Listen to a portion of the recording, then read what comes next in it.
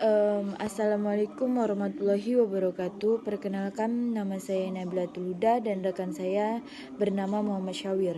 Nah, baiklah, di sini kami sebagai kelompok 3 yang akan membahas tentang pasar modal dan kegiatan pasar modal, di mana saya sebagai pemateri pertama dan Muhammad Syawir sebagai pemateri kedua.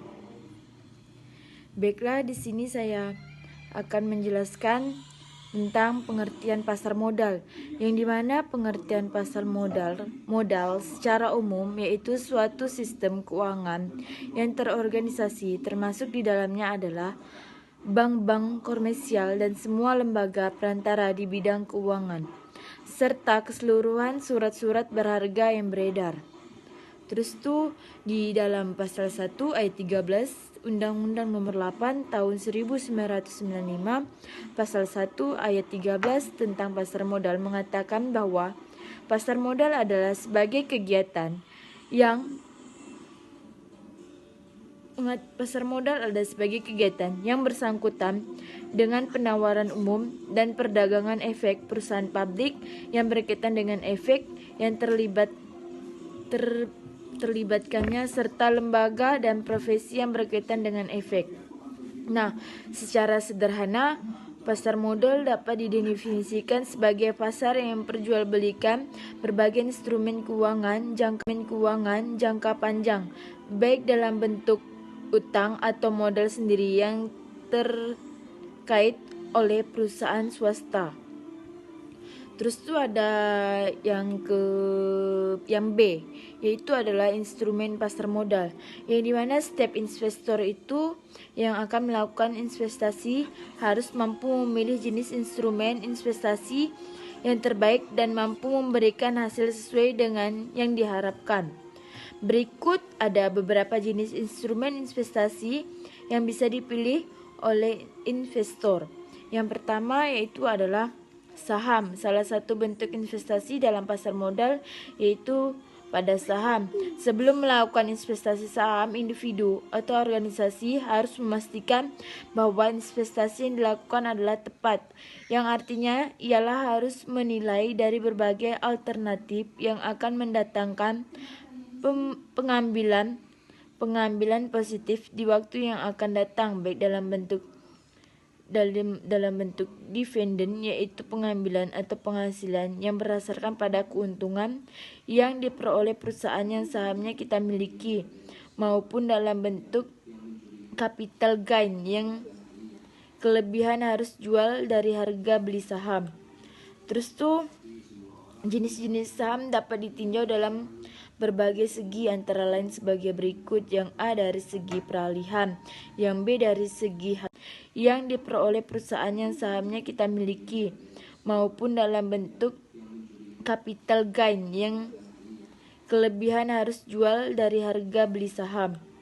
Terus tuh jenis-jenis saham dapat ditinjau dalam berbagai segi, antara lain sebagai berikut. Yang A dari segi peralihan, yang B dari segi hak tagih. Terus tuh yang kedua, reksadana. Reksadana adalah secara investasi yang sederhana, di mana setiap orang dengan tujuan investasi jangka panjang yang sama mengumpulkan dana di masyarakat. Terus tuh pada umumnya reksadana memiliki kesamaan dalam struktur, tetapi berbeda dalam segi tujuan. Oleh karena itu, hal yang paling penting adalah menetapkan tujuan seorang sebelum memiliki reksadana. Yang A yaitu reksadana pasar uang, yang B reksadana pendapatan tetap, yang C reksadana saham, yang D reksadana campuran.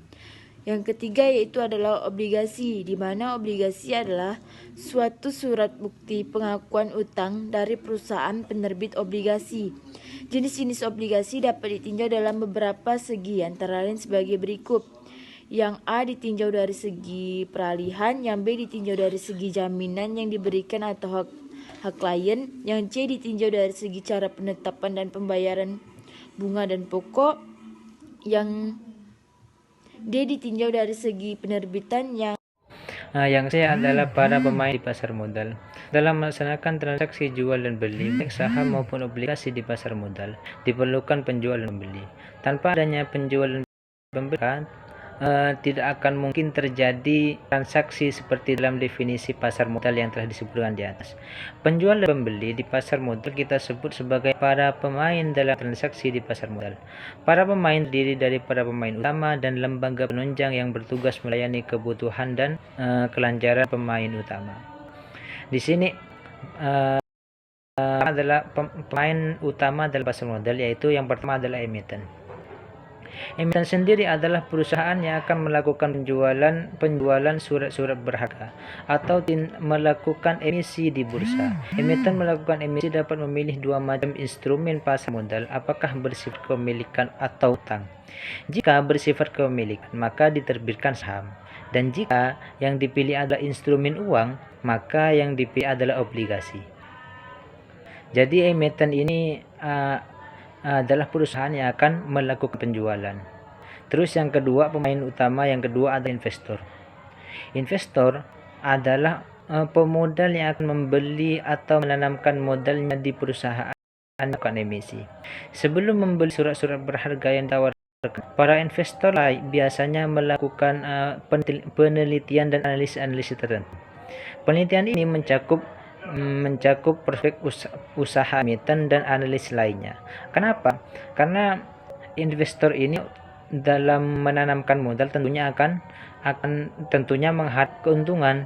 Namun ketika perusahaan tadi tidak sesuai dengan harapan investor, maka tentunya investor itu tidak akan menanamkan modal pada perusahaan tersebut. Terus yang ketiga adalah perusahaan penunjang. Perusahaan penunjang ini adalah lembaga yang turut memperlancar proses transaksi perdagangan efek. Fungsi lembaga penunjang ini antara lain turut serta mendukung beroperasinya pasar modal, sehingga mempermudah bagi investor dan emiten dalam melakukan kegiatan transaksi tersebut. Lembaga penunjang ini salah satu adalah penjaminan emisi, perantara perdagangan efek,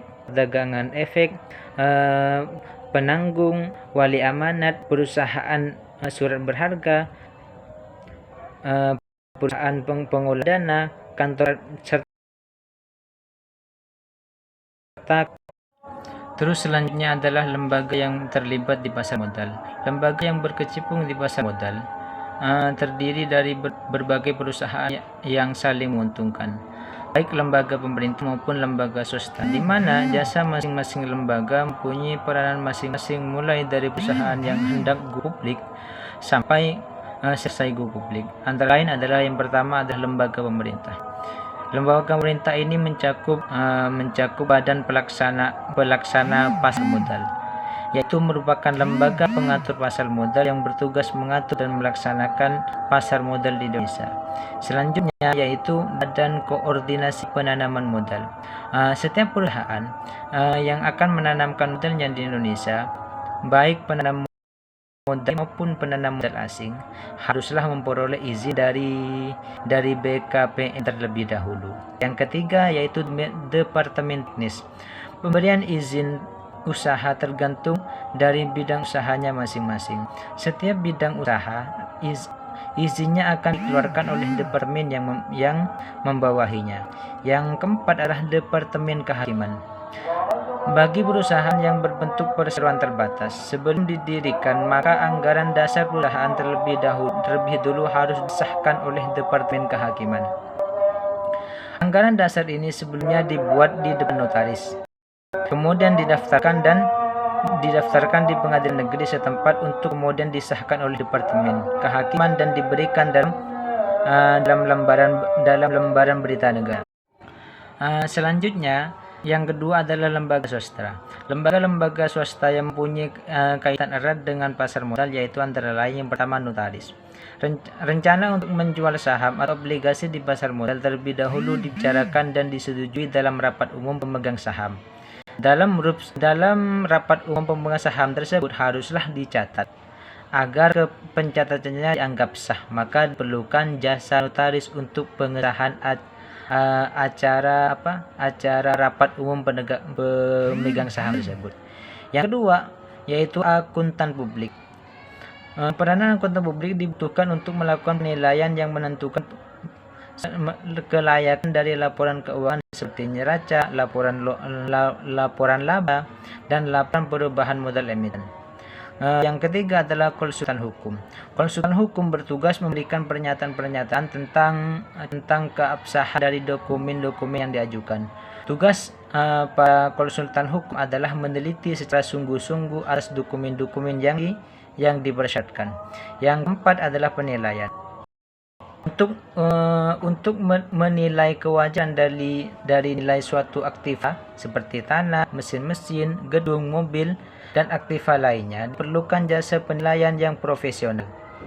Penilaian akan menilai berapa nilai yang wajar sekarang ini dan setelah dilakukan revaluasi sehingga seluruh nilai aktiva dapat diketahui secara jelas dan benar.